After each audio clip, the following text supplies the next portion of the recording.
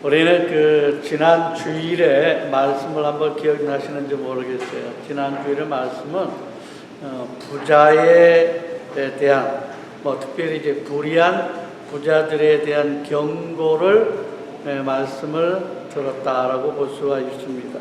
근데 오늘은 이 불의한 이 부자들로 인하여서 궁핍과 핍박 때문에 고난을 겪는 그러한 자들에 대한 위로라 이렇게 이야기를 할 수가 있습니다. 물론 이때에 지금 이 어려움이라고 하는 것은 꼭 부자들로 말미암은 것은 아닐 거예요. 왜냐하면 그 시대적인 배경으로 봤을 때에 그 시대의 초대교회의 시대로서는 이러한 부자들의 일반적인 이 핍박보다는 실상 이 로마 제국을 통해서 나타나는 크나큰 이 박해가 있었다라고 하는 겁니다. 여러분들 성경에 나타난 대로 스데반에게 순교에 더불어서 시작되어지는, 그래서 모든 유대인들을 향해서 나타나는 이 박해가 있었습니다. 실상 그것으로 인해서 이 당시의 성도들은 이 세상에서는 완전히 소망이 없는, 소망이 끊어진 듯한 그런 아마 생활을 분명히 했습니다. 그러나 그때 사도들이 처음 임박한 그리스도의 재림을 선포했을 때 이들은 매우 큰 소망을 갖게 되었다라고 하는 겁니다. 그로 인해서 이 재림에 대한 인내를 갖고 신앙에 열중할 수 있었다. 이 재림에 대한 신앙 때문에 그 시기에 어려운 모든 핍박을, 고통을 이겨내는 그러한 신앙을 가질 수 있게 되었다라고 하는 겁니다.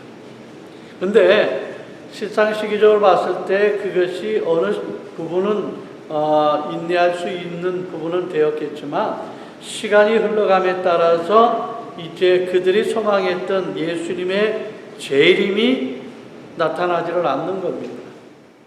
그러다 보니까 그들의 인내의 신앙이라고 할까요? 그 신앙의 모습들이 점차 떨어지기 시작을 합니다. 시들해지기 시작을 합니다. 그래서 인내함으로 그 어려움들을 이겨내지를 못하고 오히려 그 고통을 피하려고 이 초대교회의 이 예루살렘에 있는 모든 성도들은 어찌 보면 로마 제국의 모든 각지로 흩어져 버렸다라고 하는 거예요. 디아스포라 되어버린 겁니다. 따라서 사도들과 갖는 이 믿음과 이 사랑의 교제가 단절이 되어버린 겁니다. 그래서 고난을 극복하지 못함으로 인해서 이 신앙의 아름다운 이 삶을 살지 못하는 경우가 이제 많이 나타나기 시작을 하는 겁니다. 그래서 이러한 상황 속에서 지금 야고보가 지금 각 처의 이 각지로 흩어진 성도들을 향해서 이 시련과 시험을 이겨낼 수 있도록 예수님의 재림을 기다릴 것을 다시 한번 당부를 하는 겁니다. 그리고 격려를 하면서 나타나는 것이 오늘 본문의 말씀이 되어집니다. 여러분, 우리 감정의 동물이라고 하는 우리 인간은 어떻게 보면 매사에 오래 참음을 통해 가지고 보다 큰 뜻을 성취하면서 인간답다라고 하는 그런 자리를 지킨다라고 볼 수가 있습니다. 그래서 이 까미라고 하는 철학자는 뭐라고 얘기했느냐면 행복이란 그 자체가 인내다 이렇게 표현을 했습니다. 내 행복이 인내라고 하는 겁니다. 그러니까 행복 자체는 인내로 인해서 나타나는 것이다라고 얘기를 하는 겁니다. 그래서 인간의 삶에 있어서 이 인내라고 하는 것이 너무나 귀한 것이기 때문에 이 사도 바울은 성도가 성령의 능력 안에서 맺는 이 9가지의 열매, 이 성품 중에서 이 4번째로 뭐가 있습니까? 오래 참음이 나타나는 겁니다. 우리의 신앙의 인격을 드러낼 수 있는 이 4번째에 오래 참음이 있다라고 가르치고 있는 겁니다. 그래서 어찌 보면 이 인내라고 하는 이 단어, 이 단어는 아마 우리의 신앙생활 속에서 가장 많이 듣는 단어 중에 하나가 될 거로 생각을 합니다. 어쩌면 반대로 얘기해서 우리의 신앙생활 속에서 가장 요구되어져 있는 부분이 바로 인내가 아닐까 생각할 수가 있는 겁니다.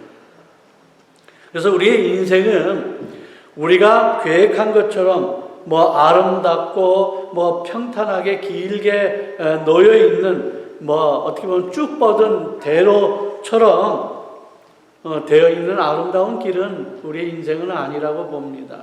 오히려 온갖 시련을 겪어야만 하는 어떻게 가시밭길 같은 그러한 길이 더 많이 놓여 있다라고 하는 우리의 삶의 현장에서 우리가 경험을 할 수가 있습니다.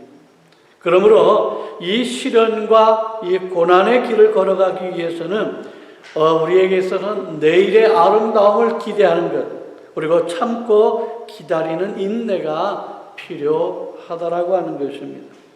특별히 요새같이 오랫동안 지속되어지는 이 어려움 속에서의 우리의 인내라고 하는 것은 더욱더 필요한 것이다라고 하는 겁니다.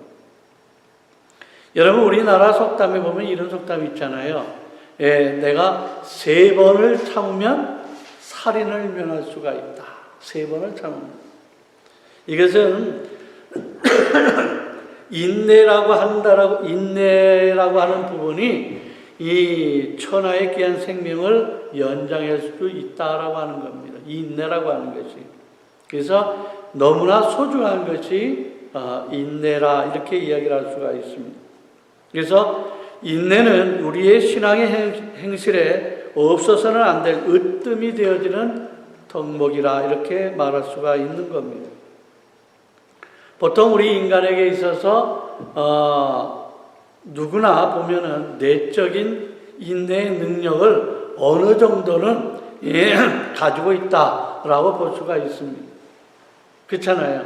어떤 일을 만나도 사람이라고 한다면 보통 어느 정도의 인내는 다 갖춰져 있다라고 볼 수가 있다.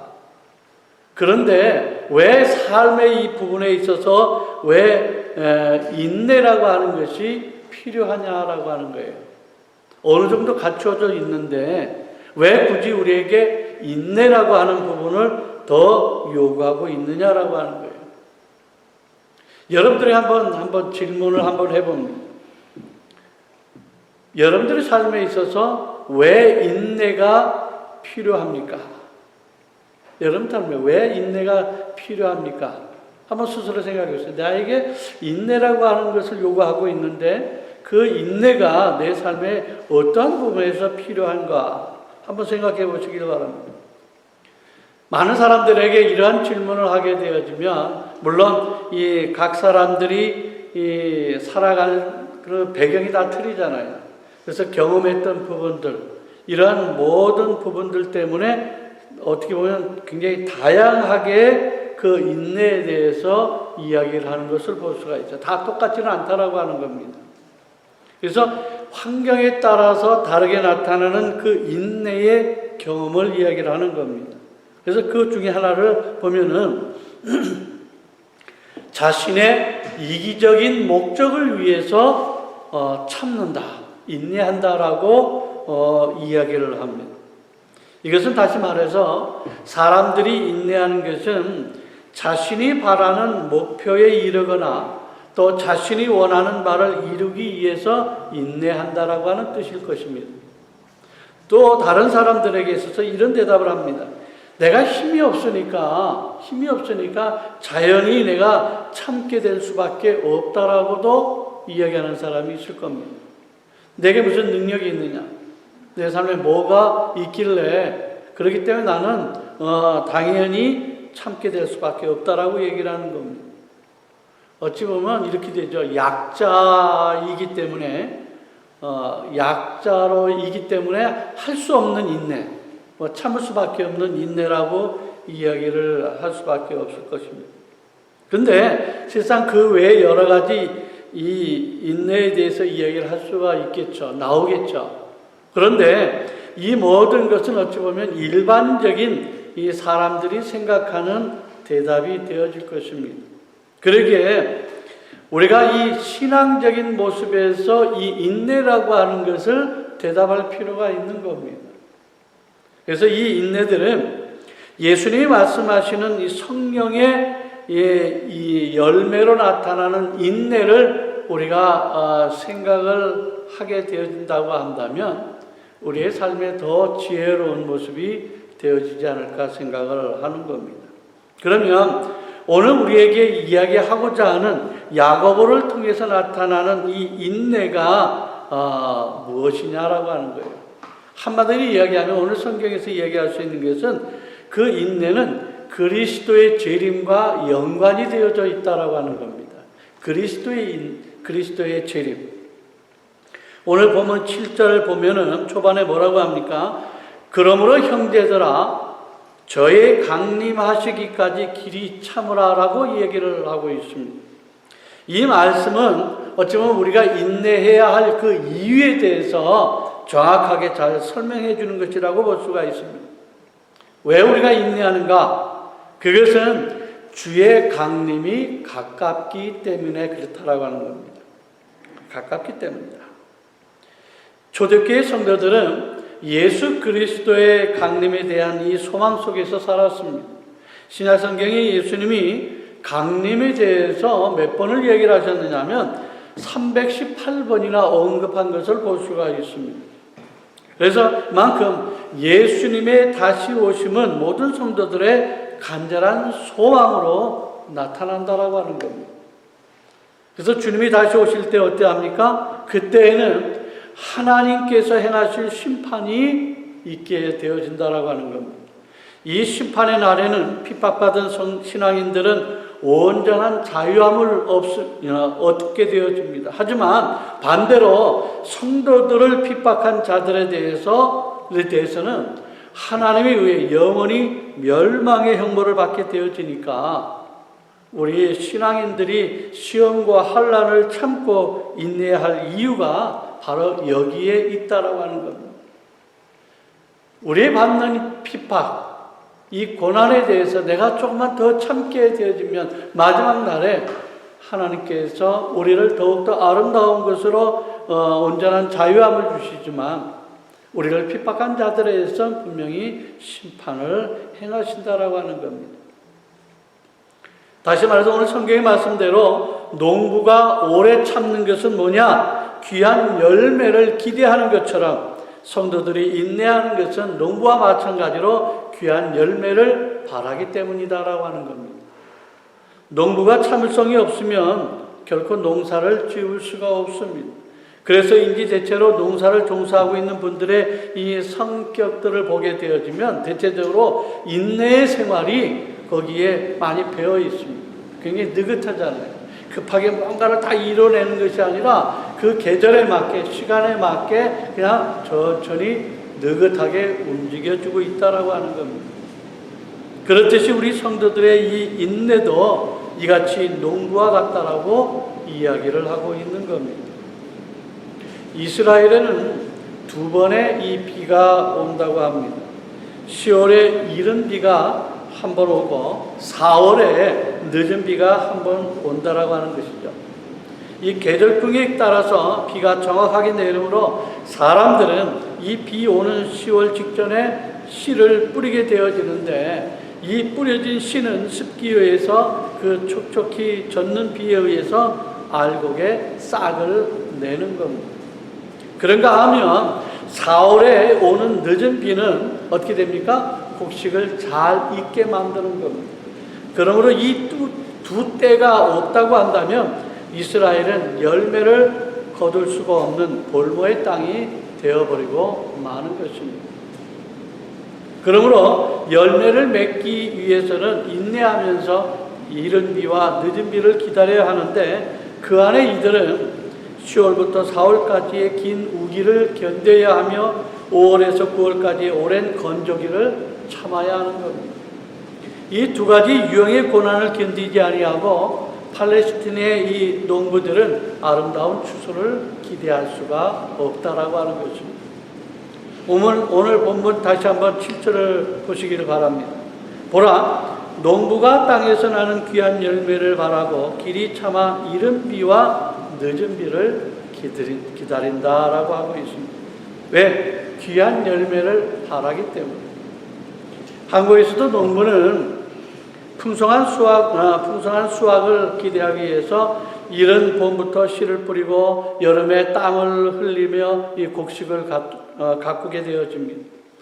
그러면서 모진 비바람과 뜨거운 태양볕을 등지고 여름 내 수고의 땀을 흘리는 농부는 가을에 풍성한 추수를 거두려고 하는 일념으로 모든 수고를 견디어낸다라고 하는 것입니다. 여러분, 이 열매는 하룻밤 사이에 맺어지는 것이 아니라 인내 속에 땀을 흘리며 애쓰고 노력하며 기다려야 한다라고 하는 것입니다. 그래서 성경에 보면 이 시편 126편에 이렇게 말씀하고 있습니다. 울며 씨를 뿌리러 나가는 자는 반드시 기쁨으로 그 곡식 단을 가지고 돌아온다라고 말씀을 하고 있는 겁니다. 내가 씨를 뿌리면서 갖는 이 시간은 눈물을 흘리면서 모든 고통을 견뎌내겠죠. 그러나 마지막 가을에 내가 이 곡식의 단을 거둘 수가 있다라고 하는 겁니다. 마찬가지입니다. 주님께서는 우리를 그리스도의 인격을 닮은 존재로 만드시기 위하여 계속해서 우리를 이 땅에서 훈련을 시키시는 겁니다. 이 훈련의 방법 가운데 바로 그것이 하나가 고난이라고 하는 겁니다. 이 고난을 견디지 못하면 열매를 맺지를 못하는 것입니다. 성도 여러분, 농부가 귀한 열매를 바라며 기다리듯이 우리는 주님 앞에 서는 날 정말로 거룩하고 흠없는 이 신부가 되기 위하여서 오늘 우리에게 다가오는 이 삶의 모든 아픔과 어려움을 참고 견뎌야 한다라고 하는 것입니다. 어떤 이들은 이렇게 하죠. 내가 예수를 믿기만 하면 내 삶의 모든 것이 탄탄대로 다 열려있다. 나는 복받는 조대라고만 이야기를 합니다. 그러면서 내가 원하는 모든 것을 다 이루어낼 수 있다라고 얘기를 합니다. 그런데 내가 예수를 믿었는데 그러한 이 순탄함이 없게 되어지면 어떻게 합니까? 많은 이들이 예수를 떠나버린다라고 하는 겁니다. 이것은 정말로 성경에서 말씀하시는 내가 고난과 핍박 가운데에서 아름다운 열매를 맺는다라고 하는 이 사실을 몰라서 그런 거예요. 알지를 못해서 그렇다라고 하는 겁니다. 우리가 이 성경에 나타나는 우리 조상 믿음의 선배들 있잖아요. 옛날 선지자들이 갖는 이 모습을 보세요. 어떤 이 고난과 오래 참음과 순교의 모습을 통해서 오늘날 그런 아름다움이, 그런 고통의 아름다움이 오늘날 많은 이들에게 복음의 아름다운 열매로 나타난 것을 우리는 볼 수가 있는 것입니다.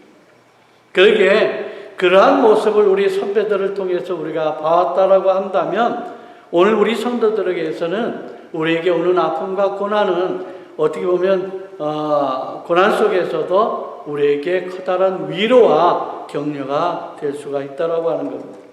오늘 보면 10절에 뭐라고 얘기를 말씀합니까? 형제들아, 주의 이름으로 말한 선지자들을 고난과 오래 참음의 본으로 삼으라라고 말씀을 하고 있는 겁니다. 내가 직접 경험을 하지는 않았지만 우리 선배들이 경험한 그것을 토대로 인해서 이렇게 어려웠을 때도 내가 참고 인내하는 것이 나의 신앙의 길이다라고 하는 것을 배운다라고 하는 겁니다.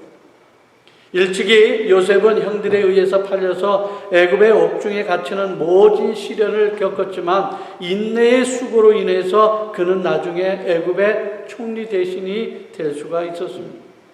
또 하나님을 신실하게 믿은 이 다니엘은 사자굴에 던져지는 이 혹독한 형벌을 받았습니다. 이스라엘의 이 멸망을 예언한 예레미야는 백성들의 비방을 받으면서 구덩이에 갇히기도 했습니다. 그러나 얘들은 모두 인내로 고난을 극복하여 자신의 사명을 잘 감당했다라고 하는 사실을 우리는 볼 수가 있는 겁니다. 또한 스데반은 백성들의 돌에 맞아서 이 순교를 했습니다. 죽음은 어찌 보면은 패배인 것처럼 보일 수가 있습니다. 그러나 우리가 말하는 이 순교라고 하는 것은 뭐냐면 고난을 극복한 인내의 극치라고 하는 사실을 우리는 알아야 합니다. 요한계시록 20장 4절을 통해서 보게 되어지면 순교자는 주님이 다시 오시는 그날에 천사장의 이 나팔 소리와 함께 첫 부활에 참여하게 된다라고 했습니다. 그러면서 그리스도와 더불어서 1000년 동안 왕노릇을 하는 영광을 누리게 된다라고 말씀하고 있지 않습니까? 또 야고보는 인내의 가장 큰 본보기로서 욥을 우리에게 소개하고 있습니다. 욥이 고난의 대명사로 불리는 것은 뭐냐? 물론 이 많은 고생을 했기 때문이기도 하지만 거기에 11절의 말씀에 뭐라고 합니까? 보라, 인내하는 자를 우리가 복되다 하나니 너희가 욥의 인내를 들었고 주께서 주신 결말을 보았거니와 주는 가장 자비하시고 긍휼히 여기시는 이시니라 라고 하는 말씀처럼 아마도 인내로 그 고생을 극복함으로 인해서 처음보다 갑절의 이 축복을 받았기 때문이다라고 하는 겁니다. 욥은 의인이요 자녀도 많은 부자였습니다. 그런데 하루아침에 그는 그의 재산과 자녀를 다 잃고 또 자기의 몸은 어떻게 있습니까? 이 악창이 들었으며 또 아내와 친구들로부터 조롱을 당하고 버림을 받는 참으로 견디기 어려운 고난을 받았습니다. 그러나 그는 이 고난을 끝까지 참고 견디어서 결국에는 처음보다 더한 하나님의 은혜와 축복을 받았다라고 하는 사실입니다. 하나님께서는 당신의 백성들을 향해서 아무런 의미 없는 고난을 결코 주시지를 않습니다. 이 고난에는 반드시 하나님의 오묘하신 뜻이 담겨져 있다라고 하는 겁니다. 사도 바울은 몸의 가시를 통해서 온전히 주님께 의지하는 겸손을 배우도록 만드셨습니다. 분명 우리에게 오는 고난에는 하나님의 오묘하신 뜻이 담겨져 있는 겁니다. 성도들에게 오는 고난은 징계가 아닙니다. 흔히들 우리에게 고난과 어려움이 오게 되어지면 뭐라고 얘기합니까? 하나님은 나를 사랑하시지 않는가 봐라고 쉽게 이야기를 하는 것을 볼 수가 있습니다. 아닙니다. 우리에게 오는 고난, 당신의 백성들에게서 오는 이 고난은 하나님께서 당신의 선하신 뜻을 이루기 위한 위대한 방편이며 또 수단인 것을 기억하셔야 한다라고 하는 겁니다. 어쩌면 나를 하나님의 자녀답도록 만드시기 위한 하나의 훈련의 과정이라고 하는 겁니다. 그러므로 이 순간에도 나에게 오는 이 고난이라고 하는 것은 분명 하나님의 뜻을 이루기 위한 것이라고 하는 것을 명심하여야 한다라고 하는 것입니다. 그러므로 우리는 이 고난을 피하려고 하는 것이 아니라 오히려 고난을 기꺼이 받아야 한다라고 하는 것입니다. 그러면 인내로 이 고난을 받을 때 어떻게 합니까? 하나님께서 그때 나를 지켜주시고 나를 인도하여 주신다라고 하는 겁니다. 그런데 우리가 인내하면서 조심해야 할 것이 있음을 말씀하고 있습니다. 그것은 바로 뭐냐면 원망이라고 하는 것입니다. 오늘 본문 9절에 뭐라고 말씀합니까? 형제들아 서로 원망하지 말라. 그리하여야 심판을 면하리라. 보라 심판주가 문 밖에 서 계시느니라 라고 말씀을 하고 있습니다. 여러분 이 원망이라고 하는 것은 부정적인 비판을 말하는 것입니다. 즉 참다 못해서 인내하지 못해서 자신의 처한 이 어려움의 이유를 다른 사람에게 전가하는 것을 이야기하고 있는 겁니다. 그러므로 이런 원망을 하는 사람은 결코 인내의 결실을 거둬들이지를 못할 것을 말씀하고 있는 겁니다. 어떤 일들이 내 삶에서 나타나는 그 일들은 나에게 책임이 있는 것이지 다른 사람을 통해서 책임을 전가해서는 결코 안 된다라고 하는 거예요. 그래서 성경은 왜 원망하지 말라라고 얘기를 합니까? 그것은 9절 말씀처럼 심판자가 문 밖에 서 계시기 때문이라고 얘기를 하고 있는 겁니다. 다시 말해서 어떻게 보면 우리는 원망하지 않는 이유는 심판을 면하기 위해서 원망해서는 안 된다라고 이야기를 하는 겁니다. 여러분 성경 구약의 사무엘하 16장에 보게 되어지면 다윗이 이 압살롬을 피해서 도망을 가고 있을 때였습니다. 그때 이 시므이라고 하는 자가 다윗을 향하여서 돌을 던지면서 저주를 했습니다. 이때 이 다윗을 수호하던 이 자가 이 그를 죽이려고 할 때에 다윗이 그를 말리면서 이런 얘기를 하는 겁니다. 만일 내가 잘못이 있어 조롱을 받으면 그것은 당연히 받아야 할 것이니 그를 해쳐서는 안 될 것이고, 만일 내가 지금 당하는 억울함의 원인이 나에게 있는 것이 아니라고 한다면 주께서 나의 억울함으로 인하여 나를 돌보실 것이다 라고 이야기를 하는 겁니다. 참 얼마나 멋있는 이야기입니다. 사랑하는 성도 여러분, 왜 하나님께서 다윗을 크게 사용을 하셨을까? 그것은 바로 다윗의 이러한 생활의 자세를 통해서 하나님께서 그를 크게 들어 사용을 하셨다라고 하는 겁니다. 이것이 우리 성도들이 배워야 할 자세라고 하는 것입니다. 그러므로 우리가 생각해야 될 것은 우리가 인내에 대하여서 이론적으로는 너무나 잘 알고 있으면서도 왜 우리가 이 실생활 속에서는 왜 인내하지를 못하는가 우리가 생각해 볼 필요가 있는 겁니다. 성경을 통해서 수없이 들었고 잘 알고 있으면서도 그 결과까지도 우리가 알고 있으면서도 왜 우리의 생활 속에서는 정말로 인내하는 생활이 많이 나타나지를 못할까라고 하는 거예요. 그것의 이유는 간단합니다. 하나님의 능력을 체험하거나 깨닫지를 못했기 때문이다라고 하는 거예요.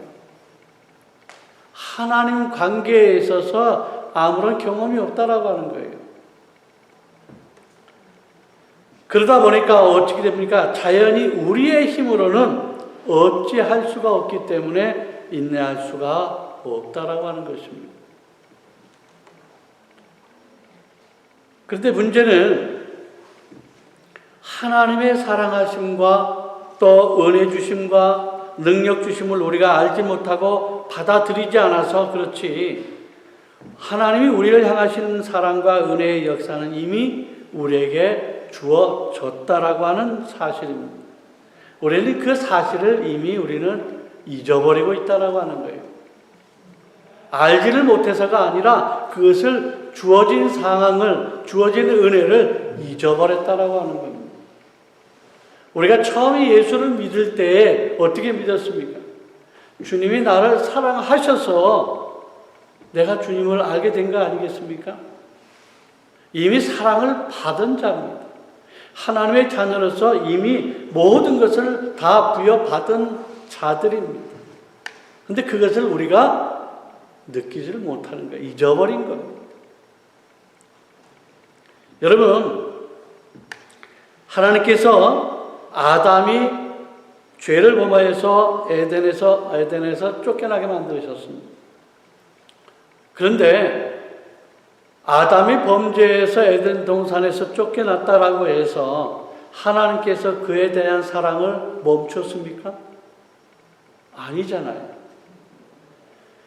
이스라엘 백성들의 불순종으로 인해서 가나안 땅을 바로 들어갈 것을 40년의 세월을 이 광야에서 있게 했습니다. 그런데 그 기간 동안에 하나님의 역사가 멈춰졌다고 봅니까? 또한 요셉의 형제들에 의해서 노예로 팔려갔지만 그것으로 인해서 하나님의 역사가 멈췄다라고 여러분들 보십니까? 아니에요.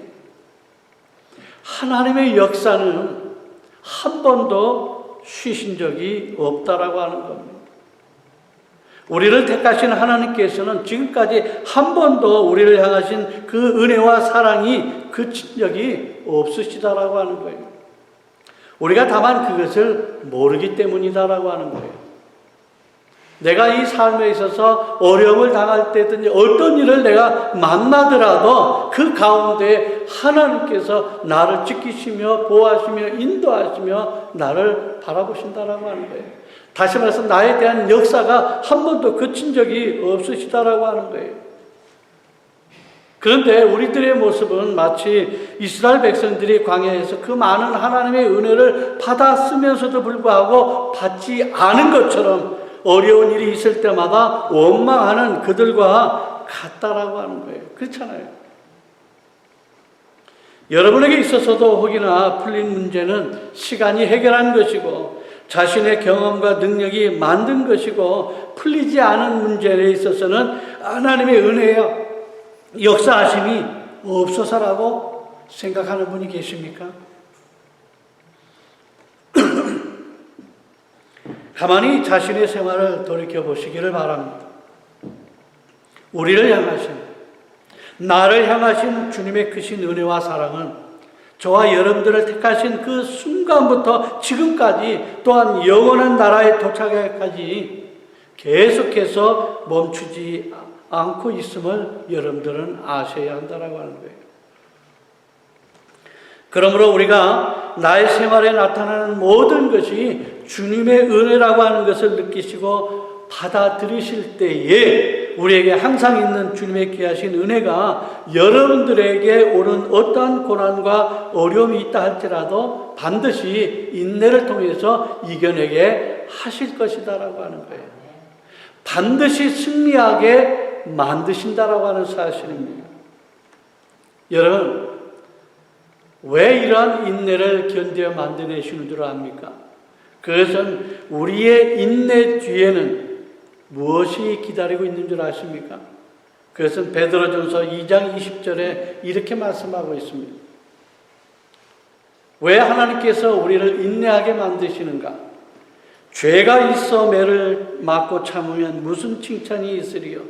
그러나 선을 행함으로 고난을 받고 참으면 이는 하나님 앞에 아름다움이니라. 아멘. 여러분, 우리의 삶에 있어서 모든 문제를 내가 하나님 안에 있는 한 그 모든 어려움을 분명히 이겨내고 승리할 것입니다. 왜? 하나님이 그렇게 만드시기 때문에. 왜 그런가요?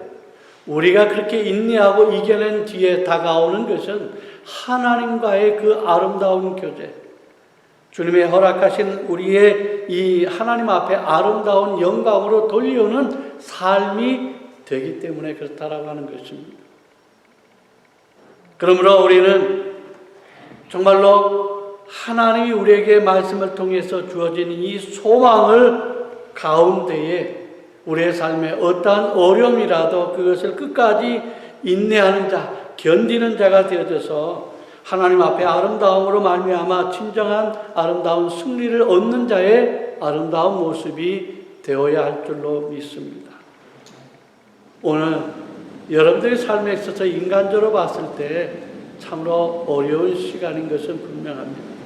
물론 각자에게 다른 환경 속에 어려움은 있겠죠. 그러나 이 어려움 속에 가운데서라도 우리가 가져야 될 것은 주님을 잊어서는 안 된다는 것.